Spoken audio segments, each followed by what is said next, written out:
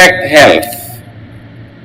Yan ay suspetsya ng marami at napatunayan maging ng siyensya, maging ng medisina. Pag nanghihina ang loob, humihina ang katawan, at pag mahina ang loob, mapakahirap gumaling kung may karamdaman. Negative feelings lower or weaken the immune system. It's a scientific fact. Ito ay matagal lang na pag-eksperimento at napatunayan ng nasa medisina, nasa mga pagpapagaling at paggamot ng mga may sakit. Yung mga taong malulungkutin, matagal tabla ng gamot, matagal gumaling o ayaw gumaling. Pero yung mga taong masigla, masaya, may pag-asa, nakangiti, may kasiyahan sa kanilang puso, madaling tabla ng anumang ginagawang panggagamot, pagpapalakas sa kanila. Marami ng ganito mga eksperimento at ito ay isa ng tinatanggap na katotohanan sa siyensya. Proverbs 14:30, peace of mind makes the body healthy, but jealousy is like cancer. Pag tahimik, payapa ang loob, lumulusog ang katawan, pero yun daw ikaw ay magselos para ka may cancer. At hindi lang selos, lahat ng negative emotions, tulad ng fear or worry, anger, envy, dislike of people or a circumstance, unhappiness, sadness, at lalong-lalo na yung matinding depression. Pagka nagkasakit yung isip, yung puso, sumusunod yung katawan. Pero ang kailangan nating magapi, malupig, negative feelings. Dahil napipili naman kung anong damdamin at nararamdaman ang patatagalin mo sa iyong puso. Pamisa-misan, pabigla-bigla, pabugso-bugso, tayo ay natutuksong magkaroon ng negative feeling, pero nasa iyo na yon para patagalin pa o itaboy na agad-agad. Proverbs 18:14, being cheerful helps when you are sick, but nothing helps when you give up. Kaya napatunayan din na yung mga taong may matindi, matatag, malakas na religious belief, mas madaling gumaling. Mas madaling tablan ng pagpapagamot at ng mga ginagawa ng mga manggagamot dahil may connection talaga ang ating emosyon sa ating kalusugan, mind over matter talaga. Kaya na yung sobra pang manalig, napapaghihimalaan pa. Nabibreak yung law of science and law of nature sa napakatinding pananalig, napaka-positive feeling, great faith can move mountains. Pero pag nawawalan ka ng pag-asa, nawawalan ka ng lakas ng loob at sigla, bumibigay ka, pinapayagan mong humina ang iyong loob, mahati ang iyong loob, mas dumadali na ikaw ay magapi ng karamdaman. So, ang positive emotion, nagpapalakas ng immune system. Meanwhile, a weakened immune system weakens defense against illness and makes medication and other protocols less effective. Kaya mahirap gamutin ang pasyenteng kontrabida. Pasyenteng ayaw maniwala sa kanyang sariling doktor, ayaw sumunod sa mga itinuturo, hindi naniniwala sa paggagamot sa kanya, kahit tumirahin sa ospital maghapot magdamag ilang taon, hindi siya gagaling. Kasi kinukontra ng kanyang katawan yung dapat sana ay tinatanggap ng kanyang kalooban. Kasi pag kinontra ng kalooban, kinukontra na rin ng katawan. Meron ako isang kilala, nagkaroon siya ng sobrang pagdudugo. Babae ito, na may anak na, may edad na ng konti. Pero dahil sa kanyang religious belief, ayaw niya ng blood transfusion. Pero kailangan siya bigyan ng blood transfusion. Sa katunayan, wala na siyang malay, nawala na ng malay. Pero bago wala ng malay, sinabi niya, ayaw kong magpa-blood transfusion o magpasalin ng dugo. Pero nung nawala na siya ng malay, nagpasya na ang kanyang biyanan na siya ay pasalin na ng dugo para mabuhay. Pero kahit wala na siyang malay, ayaw pumasok ng dugong isinasalin sa kanyang ugat. Ganon kalakas sa kanyang isip. Napigil ng kanyang isip yung physical flow of blood into her veins.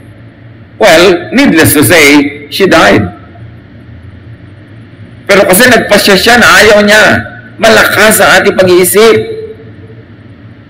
Kaya pag ikaw nagpasya, gagaling ako. At tinulungan mo ang sarili mong gumaling, napakalaki ng pag-asa na ikay gagaling nga.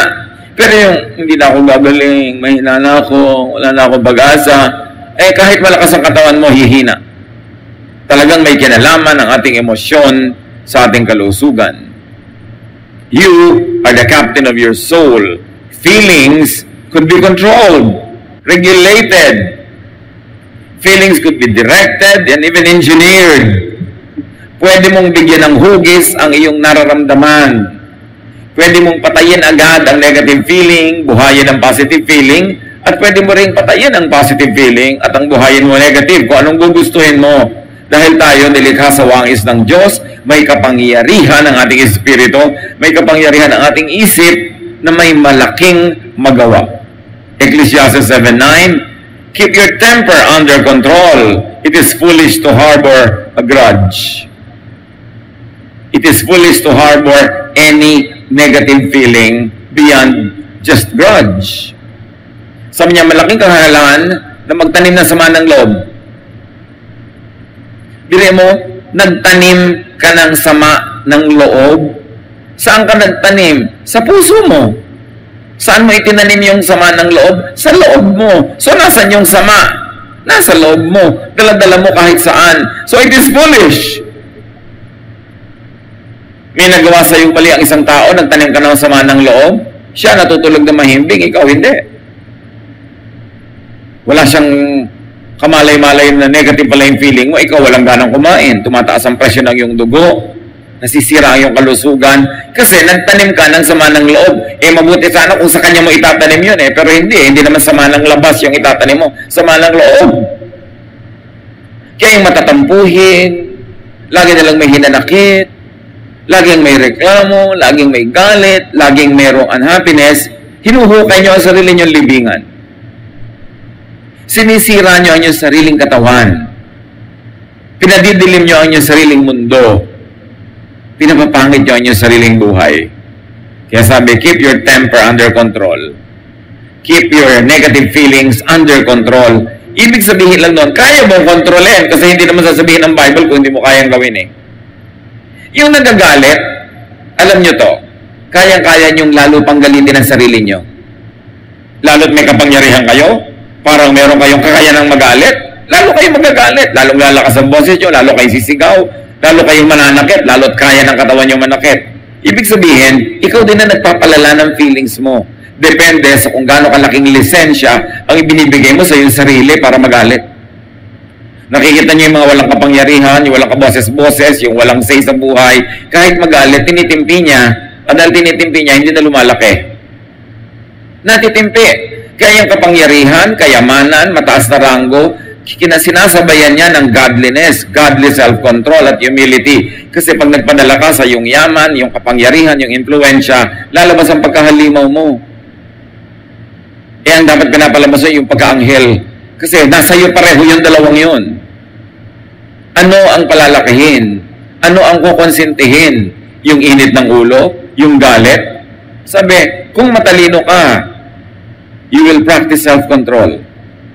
Magtitimpi ka, magpipigil ka. Kasi ang galit na pinalaki, unang-una na magdurusa ang iyong katawan. Pag may nagawa ka pang mali, baka gantihan ka pa nung ginawan mo, lalo ka nagdusa. At di ka man gantihan, nagdusa ka na yung katawan mo, at nagpadusa ka ng ibang tao, di ka ba mananagot sa kalangitan, sa ganon? A wise person will control herself or himself, even if he or she had the power for an outburst. Kahit kaya mo sumabog, you can run away with it, makakalusot ka, pero bakit mo gagawin? Masama yun, kahit sa sarili mo. So, control your feelings. Do not be controlled by it. Pwede mong ipahayag, gusto mong sumigaw ka sandali sa dingding, kaharap ka ng dingding, kaharap mo, sarili mo lang, para mailabas mo lang, pero huwag nang ilabas sa kapwa mo na maaaring gumante o maaaring masaktan. Lalala lang ang sitwasyon. Improve your feelings from negative to positive. From doubt to faith. from anger to peace, from hatred to love, from fear to faith. Talaga na na-engineer natin ating feelings. Kaya natin yon kasi tao tayo, hindi tayo hayop. Kaya natin yon kasi binigyan tayo ng Diyos ng wangis niya. Meron tayong kapangyarihan. Do not let bad feelings grow worse or become worst. Negative na yung feelings mo, gawin mo positive. Meron kang ganong kakayanan. And always strive to be happy or happier. Yung pagsaya, desisyon. Pag decided kang sumaya, pasayahin ang sarili mo at pasayahin ang kapwa, magagawa mo yun. Pero pag decided kang hindi ka sasaya, kahit anong gawin ng mundo, hindi ka talaga sasaya. Merong mga tao pupunta pa lang sa isang social event, sa isang party, decided na silang hindi sila mag-enjoy, hindi sila sasaya. Lahat ng ialok mo, tatanggihan, lahat ng ngiti, sisimangutan, at hindi kikibo. Kasi decided silang hindi sumaya. Merong mga mag-asawa kung minsan decided na hindi sumaya at gawing miserable ang buhay nila mag-asawa. Kitang-kita mo sa behavior. Kaya lagi mag-aaway.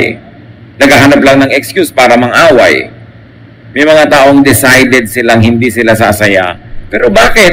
When you can decide to be happy. Purpose to be happy. Yung sasabihin mo sa sarili mo, hahanap ako ng ikasisiya at i-enjoyin ko. Hindi ba ang sabi? Ask and it will be given you. Seek and you will find. Knock and the door will be open to you. So ask, seek, and knock for loneliness, you will find loneliness because whatever you ask will be given to you. But when you ask, seek, and knock for happiness, you will receive it because those who seek will find. Those who ask will receive, and to those who knock, the door will be open. The choice is yours. Happiness makes you smile. Sorrow can crush you. Yang lungkot, nakakadurog ng puso, nakakadurog ng buto, nakakadurog ng laman. Ang kalungkutan ay maituturing na isang uri ng sakit. Dapat gamutin, dapat itaboy, at dapat huwag manghawa. At dapat huwag kang magpahawa sa lungkot ng iba. Ipinagtatanggol natin yung saya kasi napakadali nung pasukin ng lungkot. At kasunod nun, pati ang iyong kalusugan ay magdurusa. Help others improve their feelings. Pag ang mga tao sa iyong paligid ay napasaya mo, edi naliligid ka ng kasiyahan, imbes kalungkutan, makikinabang ka rin. Create a positive environment, especially in your home. May mga bahay na parang impyerno, awayan ng awayan, gulo ng gulo, wala nang ginawa kundi maghanapan ng kasiraan, magbangayan. Dapat gawin mo ang magagawa mo para improvein yung climate doon. Ikaw ang maging agent of peace where there is war, agent of love where there is hatred, agent of understanding where there is trouble and misunderstanding. Then, pagka tinabla ng ginagawa mo yung iba, magiging agent of positive feelings din sila, hanggang lahat ang ino-contribute sa inyong home positive. Pero ang ikino-contribute nyo negative, would you like to live in a home like that? Eh, madalas naman wala kang choice, doon ka rin titira. Create a peaceful, positive, emotional environment in your workplace. Kaya yung mga mahilig mag-chismis, manira, manggulo, mga agent yan na kadiliman. Pinapapangit nila yung magandang environment, pinapalungkot nila ang kapwa, at ang sarili nila sinisira din nila. It is important to help others improve their feelings. Create that kind of positive environment and do not needlessly hurt people and yourself. Huwag saktan ang sarili at huwag ding saktan ang iba. Because sometimes it is needless but it has become a habit to hurt others. Yung pang-iinsulto ng physical attributes, yung mga biro na naglalait, lalo't hindi naman kayo matalik na magkaibigan, nasasaktan lang pala siya, iwasan natin sa buhay natin yan. Proverbs 15:18, Losing your temper causes a lot of trouble, but staying calm settles arguments. So pagka merong dapat pagtalunan, may pinagkakaibahan ng opinyon, ang unahin ay manahimik. Pababain ang emotions. Alisin ang mga galit. Palamigin ng ulo. At kung malamig na, tsaka nalang mag-usap para ayusin ang dapat ayusin.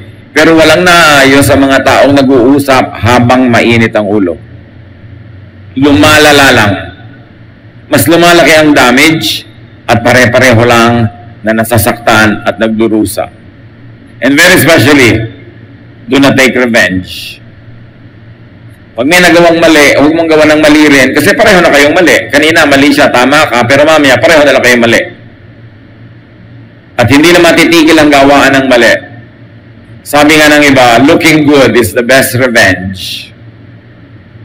Meron kayong gustong paghigantihan, magpaganda kayo.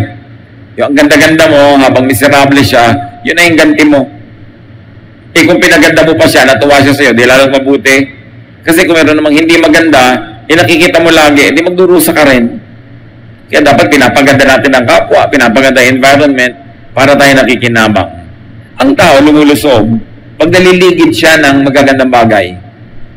Ang tenga niya nakakarinig ng musika, magagandang salita, imbes ingay, bangayan, sigawan at murahan, nakakabigay yun ng sakit. Ang mata ng tao dapat nakakita ng ganda, hindi ng kapangitan. Ang ilong niya nakakaamoy ng bango, hindi ng baho. At dapat ang kanyang balat nakakaramdam ng sarap ng sensation, hindi ng hapdi, sakit o sugat. At dapat ang kanyang dila natitikman ay sarap, hindi yung sobrang alat, sobrang pait, na hindi masarap sa panlasa. Binigyan tayo ng senses ng Diyos para dagdagan ang appreciation natin sa ganda ng creation. We should feed those senses with positive sensations. It's part of worship. It's part of holiness. It's part of godliness to surround yourself with beauty, with music, with harmony, with balance, because that will make you healthier. At kung nasakta na, at nakapanakit na, repair hurt feelings. Pag nagawa na, di na mabawi, makipag-ayos. Makipag-asundo. Kung ikaw nasaktan, ipaalam mo para magamot ka niya o para huwag ka na niyang patuloy na saktan pa. Kung ikaw nakasakit, humingi ka ng tawad, ayusin mo kung paano ka makakapagbayad-bayad sa naging utang mo dun sa tao para magkaroon ng kapayapaan. Mahirap pumayapa ang puso sa loob kung magulo sa labas. Matthew 18:15, sabi ni Jesus, if one of my followers sins against you, go and point out what was wrong, but do it in private, just between the two of you. Sabi, pagka meron akong tagasunod na nakagawa ng mali sa inyo, nasaktan kayo, sabihin niyo sa kanya. Malay niyo, hindi niya alam. Para malaman niya, huwag na niyang ituloy pa. O malay niyo, alam niya, pero akala niya hindi kayo nasasaktan. So malaman niya nasaktan kayo para huwag na rin niya ituloy. O alam niyang ginawa niya at alam niya sinasaktan niya kayo, pero ipaalam niyo hindi niya dapat ituloy yon. Kasi hindi makakabuti para sa inyo na pareho. Sa ganun, kailangan sabihin nyo. Pero kung may nagkamali sa inyo, na-offend kayo, siya ang sabihan nyo. Huwag nyong ipagsabi sa iba. Yung may mali ang kausapin mo, tahimik lang, pribado, kayong dalawa lang, sarilinan, para huwag nang lumaki ang gulo. Lumiit ang sugat at gumaling. Eh ngayon, kung may nagawang mali sa iyo itong si Kumare, ipamamalita mo sa mga taong iba, eh di dadami ang magchichismis, dadami mag-uusap, malalaman ni Kumare, lalo siya magagalit, hindi mo na-solve. Dapat pag may problema ka sa isang tao, siya ang kausapin mo privately. Kasi pag may ibang nakikinig, baka kahit mali siya, hindi niya tanggapin dahil sa pride niya. Baka imbes mag-sorry, lalo ka pang awayan dahil may nanonood, nagpapasikat siya. So, spare her feelings, spare his pride, kausapin mo privately. Kung ang gusto mo ay magkaayos. Pero kung may nagawa sa iyong mali isang tao at sa iba mo ipinamamalita, hindi ka ayusan ang gusto mo. Gusto mong magkaroon ng mga kakampi, dahil gusto mong magkaroon ng giyera, gusto mong marami kang nasa side mo. Kaya, pinapresent mo ang sarili mo na kawawa, na siya ay hindi mabuti, na ikay mabuti, para kaawaan ka at kumampi sa'yo. Ang ibig sabihin lang nun, ang gusto mo giyera. Yun lang naman gusto ng giyera, ang may gusto ng kakampi. Pero kung tunay na gusto mong kapayapaan, hindi mo kailangan ng kakampi. Kausapin mo yung nakagawa ng mali at kayong dalawa ang magayos. Minimize damage. Pag may damage na, ang dapat na lang natin gawin, paliitin, maliitin, at gamutin ang damage. Huwag nang palakihin pa. Kaya yung mga chismosa, may nalaman na hindi na dapat na malaman ng iba, ipapamalita pa, that is evil. Pag may nagdadala sa inyo ng chismis, sabihin nyo, alam mo, ginagawa mo, that is evil. Pero huwag mo naman sasabihin, hoy, Satan, get away from me. Kasi hindi naman siya si Satan. May ginagawa lang siyang satanic sa moment na yon. Baka napagdidiliman ng isip. Dapat pag may chismosa, tuwing lalapit sa inyo, sabihin nyo, lumayo ka sa akin. Pero hindi, ano pa? Dahil kung gusto mo. Dahil sabi sa Bible, malinamnam daw talaga katakam-takam ang chismis. Pero alam mo na yon, pagka nalilinam naman ka, natatakaman at natasarapan, you know also that something's wrong with you.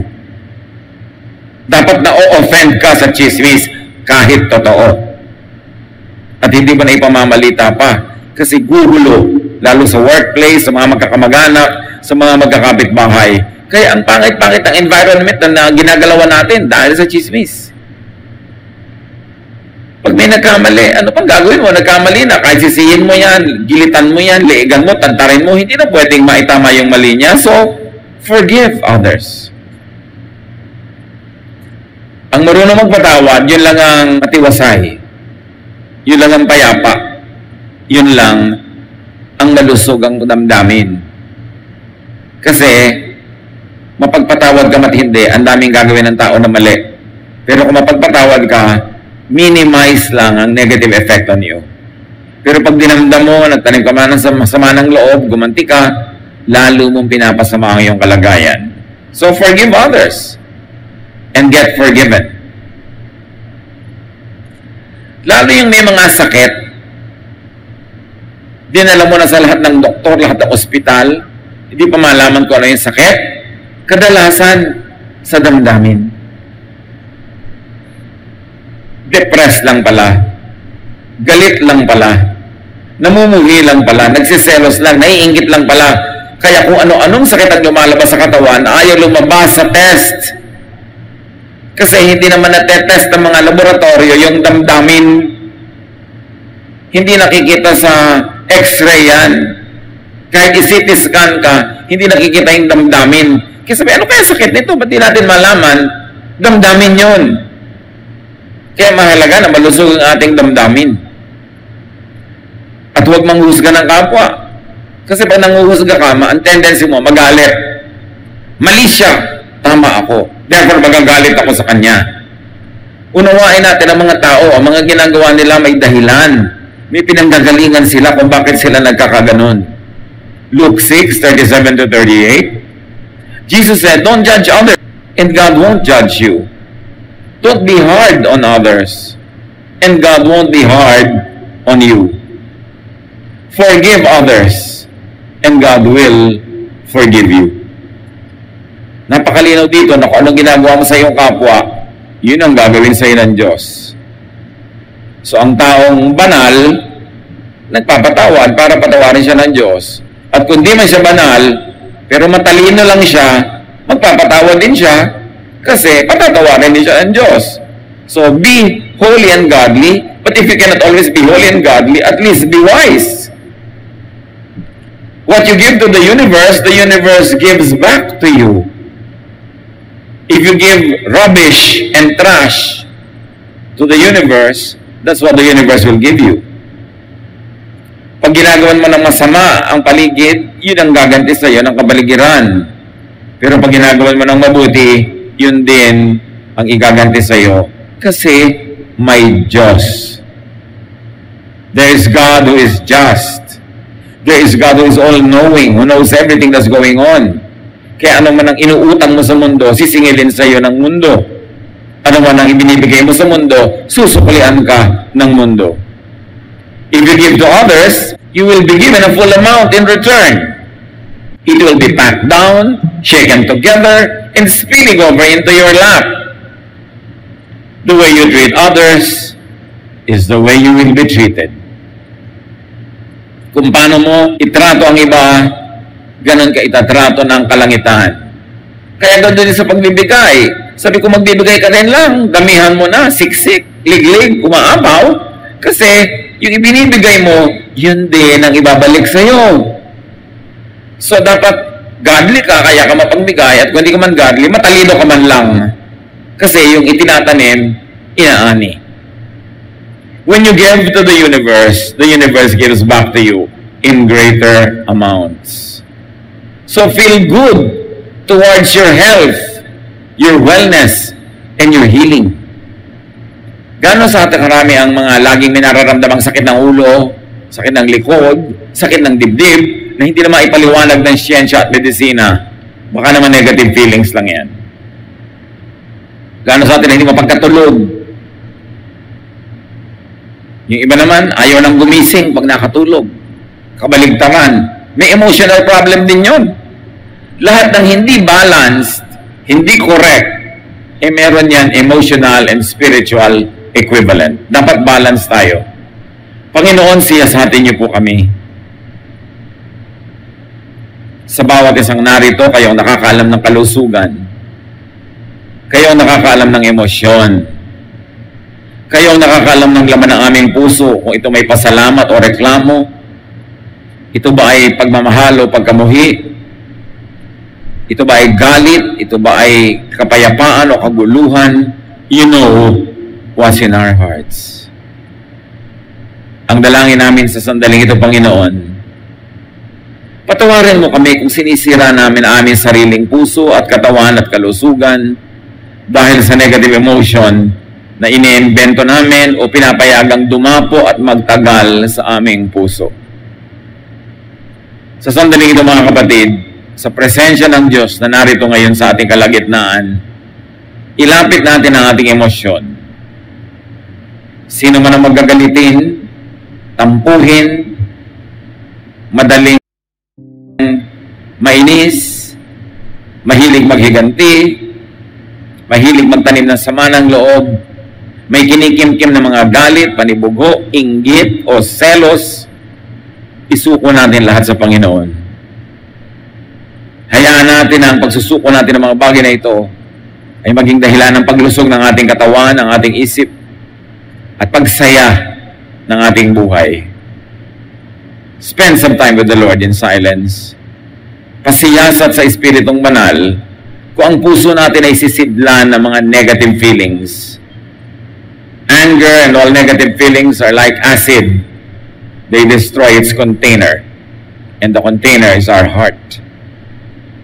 Dear Lord, forgive us kung nagiging pabaya kami sa pag-aalaga ng aming kalusugan dahil pinapayagan namin pamugaran kami ng negative feelings, takot, at kung ano-ano pa. Be alone with the